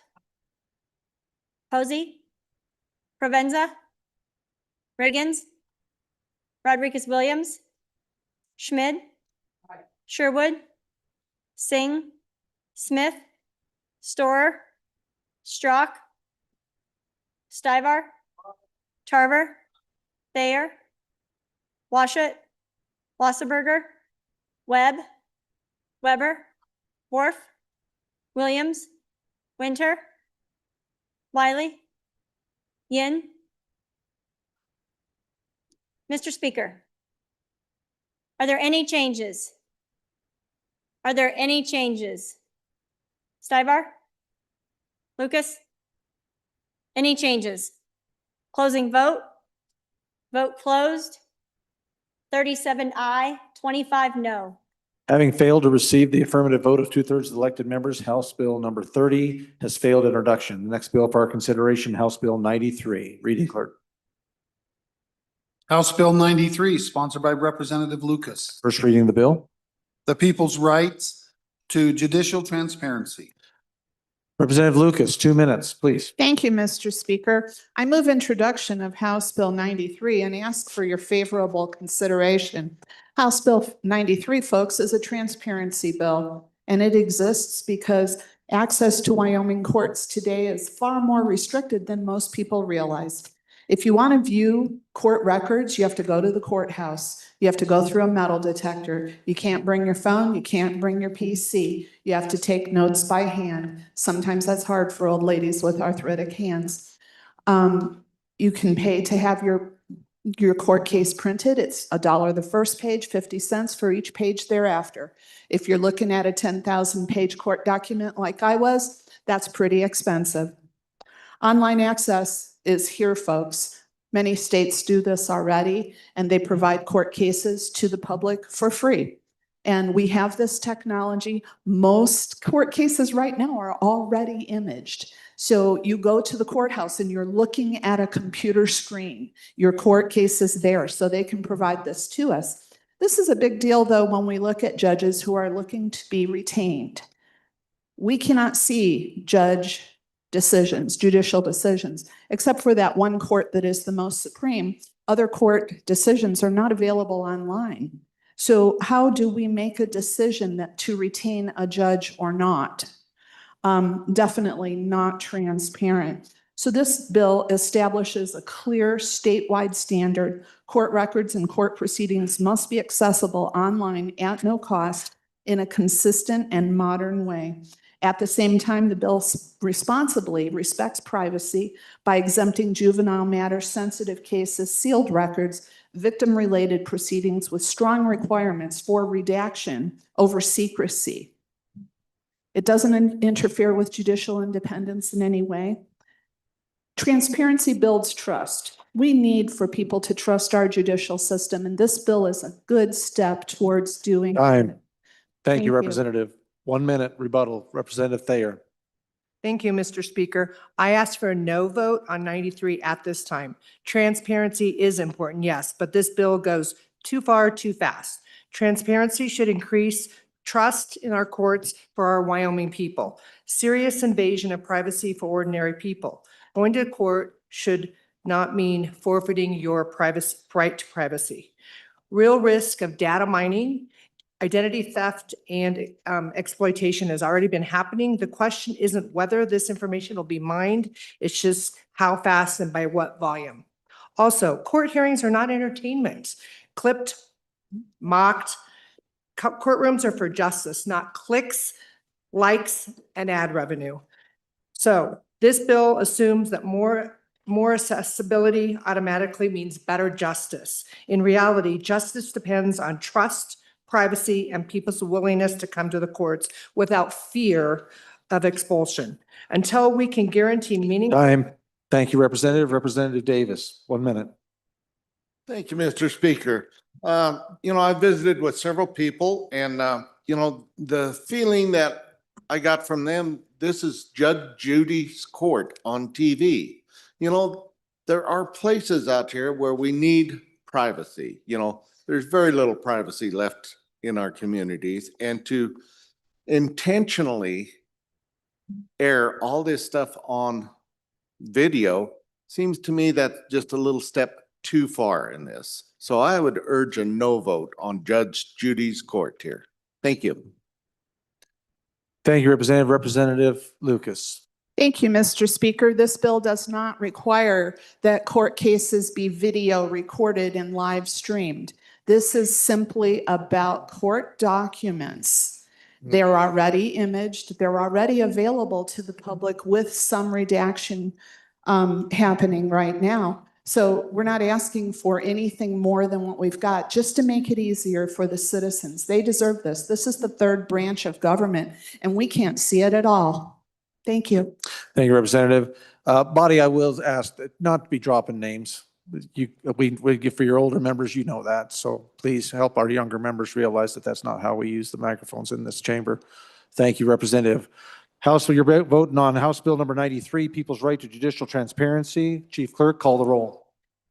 Allemand, Andrew, Angelos, Banks, Bear, Brady, Bratton, Brown Gary, Brown Landon, Byron, Campbell Elisa, Campbell Kevin, Chestick, Clouston, Connolly, Davis, Erickson, Filer, Fornstrom, Geringer, Guggenmoss, Haroldson, Harshman, Heiner, Heft, Jarvis, Johnson, Kelly, Knapp, Larson Lloyd, Larson JT, Lawley, repeat, Lean, Locke, Lucas, McCann, Nicholas, Ottman, repeat, Pendergraft, Posey, Provenza, Riggins, Rodriguez-Williams, Schmid, Sherwood, Singh, Smith, Storer, Strock, Stivar, Tarver, Thayer, Washut, Wasserberger, Webb, Weber, Worf, Williams, Winter, Wiley, Yin. Mr. Speaker, are there any changes? Are there any changes? Closing vote. Vote closed. 34 aye, 28 no. Having failed to receive the affirmative vote of 2/3 of the elected members, House Bill number 93 has failed introduction. Next bill for our consideration, House Bill 102. Reading clerk. House Bill 102, sponsored by Representative Lean, First reading of the bill. protecting kids from deep fakes and exploitive images. House Bill 102, Representative Lean, 2 minutes, please. Thank you, Mr. Speaker. 440,000 AI-generated child sex abuse materials were generated in 2025. That's an increase of 1,325% surge from prior years. There's real cases happening. There's a doctor that morphed innocent photos into explicit horrors. There's platforms that are selling AI sex abuse videos, and we're showing how easy it is for our predators to scale their crimes. This is turning into a $1.5 billion industry. This bill helps to protect Wyoming children. House Bill 102 criminalizes developing or distributing AI systems designed for child pornography while expanding laws to ban possession of these synthetic nightmares. It protects our kids, aligns with our defense of our life and our family values, and our Constitution's guarantee to personal property rights, your very most personal property rights. Oh, excuse me, Mr. Speaker. I move House Bill 102 and ask for your favorable consideration. And now we'll move forward. Your very most personal property rights, your likeness, your kid's likeness, your spouse's likeness, your grandkids. This bill also bans non-consensual deepfakes that invade privacy and extortion of victims. It also bans and protects those that are promoting self-harm videos. It also bans and protects anybody that uses AI to develop and transition political speech in a way that is not true. I apologize, I got a little off key there. It prohibits platforms from using AI censor political speech, upholding our freedom of expression under Article 1, Section 20 of the Wyoming Constitution. Fellow colleagues, passing House Bill 102 protects our children, our dignity, our voices. Let's lead with principle. The future demands it. Please vote aye. Thank you, Representative. Any others want to speak in opposition? 1 minute.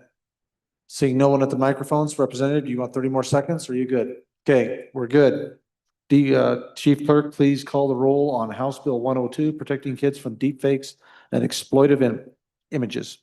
Allemand, Andrew, Angelos, Banks, Bear, Brady, Bratton, Brown Gary, Brown Landon, Byron, Campbell Elisa, Campbell Kevin, Chestick, Plouston, Connolly, Davis, Erickson, Filer, Bornstrom, Geringer, Guggenmoss, Haroldson,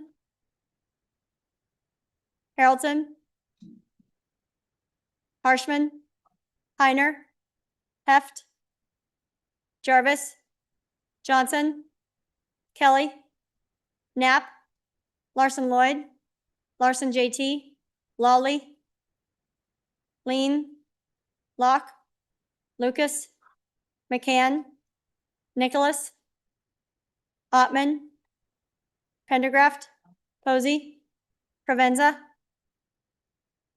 Riggins, Rodriguez Williams, Schmid, Sherwood, Singh, Smith, Storer, Strock, Stivar, Tarver, Thayer, Washut, Wasserberger, Webb, Weber, Worf, Williams, Winter, Wiley, Yin.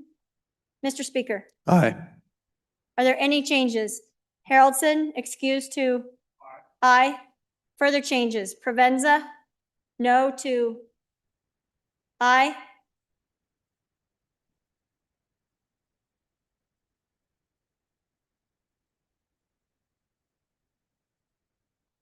Further changes? Further changes. Closing vote. Vote closed. 62 aye. Having received the affirmative vote of 2/3 of the elected members, House Bill 102 has been introduced and is assigned to Committee Number 4, Education. Next bill for our consideration is House Bill 56. Reading Clerk. House Bill 56, sponsored by Representative Knapp. First reading of the bill. Carbon capture mandate repeal. Representative Knapp, 2 minutes. Thank you, Mr. Speaker. I move House Bill 56 and ask for your favorable consideration. This is a bill we've seen before that's passed this House overwhelmingly. This would repeal low carbon standard regulations. As we see nationally, we continue to repeal agency regulations that were done unconstitutionally. Coal-fired power is seen as a critical source from this administration to lower energy costs, have reliable and dispatchable energy. Subsidies now exist for new coal-fired power plants, and permitting has been reduced to fast-track plants to reinforce our vulnerable grid. While the federal government releases the yoke from Wyoming, we have continued to enforce our own. This bill would get rid of that. Wyoming needs to shift. We need to shift our logic to provide energy to impacted states around us, using their own energy for AI and data centers. We can become their baseline energy. These regulations have made it possible for power plants to move to low carbon such as wind, solar, natural gas. This can change that. Any company that has been moving forward with a project can be grandfathered in, and their rates can continue to be charged back to the end users. But this would stop what we're doing now and unleash Wyoming's energy. Thank you, Representative. Representative Larson, 1 minute. Thank you, Mr. Chairman. I don't I recall this bill slimly passing the last time. What is confusing is the original House Bill 200 was passed at a time when our utilities were focusing on renewable energies, and we are protecting our coal industry by saying to the utilities, if you're going to prematurely shut down a coal-fired plant, before you can do that, you have to explore carbon capture and sequestration. It was intended and still is to protect the viability of our long-term coal-generating power plants and to be resistant of the utilities which were shifting to renewable energy. We have projects in place now. It's really starting to prove out that it's been viable. So I would just encourage a no vote. Thank you, Representative. Representative Storer, 1 minute. Thank you, Mr. Chairman. I'd argue that the cost of burning coal for electricity with or without carbon capture is higher than it is for renewables at this point in time. So I think Wyoming does have to shift, but it really does have to shift to a much more less carbon intensive future. And I think that means that that sequestering carbon is a viable option for certain industries, and we should allow that to happen. Thank you. Thank you, Representative. Representative Knapp, 30 seconds for rebuttal. Any bill of mine that passes the House by whatever margin is overwhelmingly to me. We just want to level the playing field. That's what we're asking for. Level the playing field. If market plays out the way it plays out, so be it. But let's get rid of the mandates that cost people to make plans, to produce project that cost hundreds of millions of dollars, and to ultimately have to put $1 billion plant next to their to have carbon. Thank you, Representative. Body, you are voting on House Bill number 56, Carbon Capture Mandates Repeal. Chief Clerk, please call the roll. Allemand. Andrew. Angelos. Banks. Bear. Brady. Bratton. Brown Gary. Brown Landon. Byron. Campbell Elisa. Campbell Kevin. Chestick. Clouston. Connolly. Davis. Erickson. Filer. Bornstrom. Geringer. Guggenmoss. Haroldson. Harshman. Heiner. Heft. Jarvis. Johnson. Kelly. Knapp. Larson Lloyd. Larson JT. Lawley. Lean. Locke. Lucas. McCann. Nicholas. Ottman. Pendergraft. Posey. Provenza. Reagans. Rodriguez Williams. Schmid. Sherwood. Singh. Smith. Storer. Strock. Stivar. Tarver. Thayer. Washut. Wasserberger, Webb, Weber, Worf, Williams, Winter, Wiley, Yin. Mr. Speaker, Aye. are there any changes? Are there any changes? Closing vote. Vote closed. 52 aye, 10 no. Having received the affirmative vote of 2/3 of the elected members of the House, House Bill number 56 has been introduced and is assigned to Committee number 9, Minerals. Next bill for our consideration and the last bill before lunch, I trust Majority Floor Leader, if you're game for that. One more. House Bill number 69, reading clerk. House Bill 69, sponsored by Representative Larson, First reading of the bill. Department of Health, Land Transfers. Representative Larson, 2 minutes, please. Thank you, Mr. Speaker. I'd like to move House Bill 69 and ask for your favorable considerations. Folks, the Department of Transportation in Lander is current facility where they have all of their trucks and shop and whatnot has long outgrown. They can't keep all of their equipment there. We've been working with them for about 10 years since I've been in the legislature to find another place to put their to build a shop. It needs to have access to utilities and close to a highway. We have reached out to the Department of Health. They have acreage associated with the Wyoming Life Resource Center that they are able to that they don't need. And so as you look at the bill, you'll see all of the legals of the lands.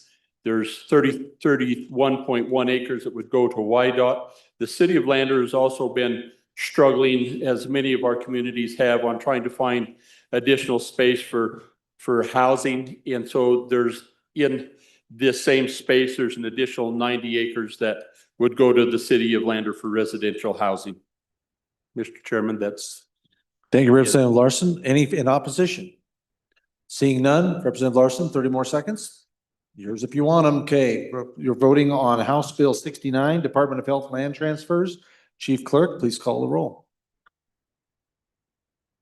Allemand, Andrew, Angelos, Banks, Bear, Brady, Bratton, Brown Gary, Brown Landon, Byron, Campbell Elisa, Campbell Kevin, Chestick, Clauston, Connolly, Davis, Erickson, Filer, Fornstrom, Geringer, Guggenmoss, Haroldson, Harshman, Heiner, Heft, Jarvis, Johnson, Kelly, Knapp, Larson Lloyd, Larson JT, Lawley, Lean, Locke, Lucas, McCann, Nicholas, Ottman, Pendergraft, Posey, Provenza, Riggins, Rodriguez Williams, Schmid, Sherwood, Singh, Smith, Storer, Strock, Stivar, Tarver, Thayer, Washut, Wasserberger, Webb, Weber, Worf, Williams, Winter, Wiley, Yin. Mr. Speaker, Aye. are there any changes? Are there any changes? Closing vote. Vote closed. 54 aye, 8 no. Having received the affirmative vote of 223. I need lunch. I'm reading 2/3 is 23. Having received the affirmative vote of 2/3 of the elected members of the House, House Bill 69 has been introduced and is assigned to Committee number 8, Transportation. Mr. Majority Floor Leader. Mr. Speaker, it's all about you. We're going to break for lunch. Thank you. Ever so. Mr. Speaker, I move that we recess for lunch until 2 p.m.